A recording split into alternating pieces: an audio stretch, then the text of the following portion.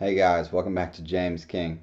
Today we're going to be talking about my election prediction review. As promised, when the election was settled, the Electoral College has voted now. I would come back and do an election prediction review to see what I got wrong, what I got right. There was a clerical error as well, and uh, as you can see the map I've got right here, 308 to 230 was my prediction at the time, right before the election. Uh, I've looked on YouTube and I've seen the other YouTubers.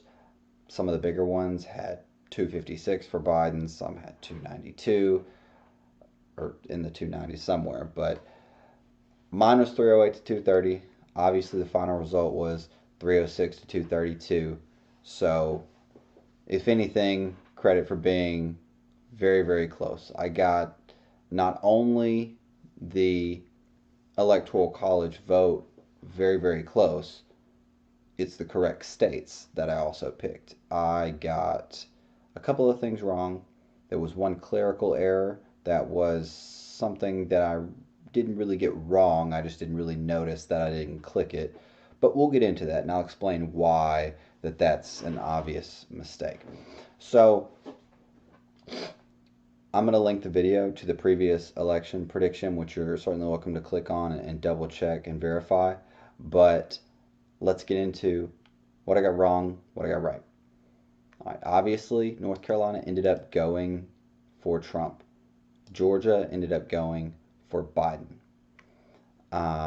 Maine's second district did go for Trump. Biden, I believe, was polling ahead by like 1.5% or something, but Trump pulled it out. So that is actually the extent of the states I got wrong.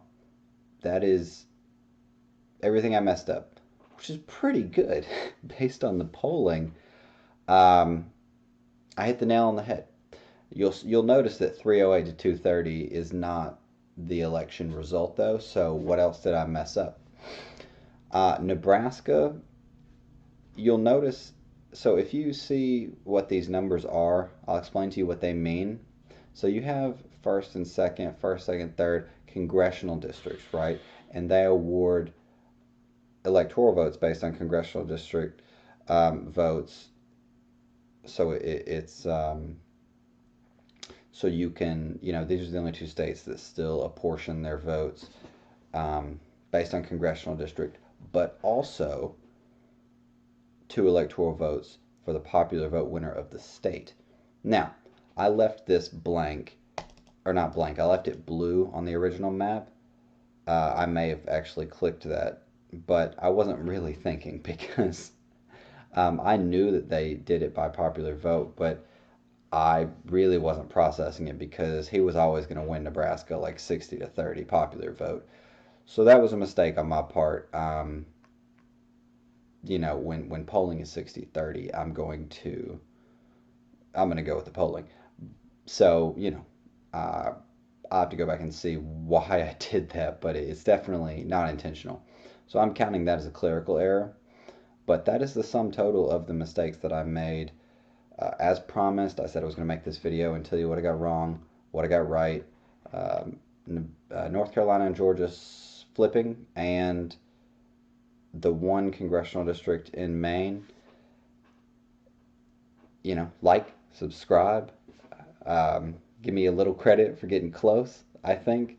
Um, you know, I was pretty sure Trump was going to win Florida. I was pretty sure Biden was going to win Arizona and that he was going to get the blue wall back um, with Michigan, Wisconsin, Minnesota. Ohio was going to stay red.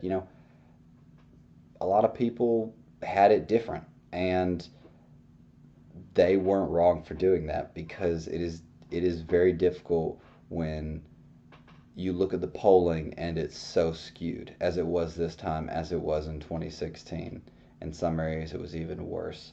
It's hard to know because, and if you're wondering why polls are like that, a lot of times, especially with Trump, more with Trump than anything else, um, how certain groups are weighted has really been incorrect for 2 election cycles.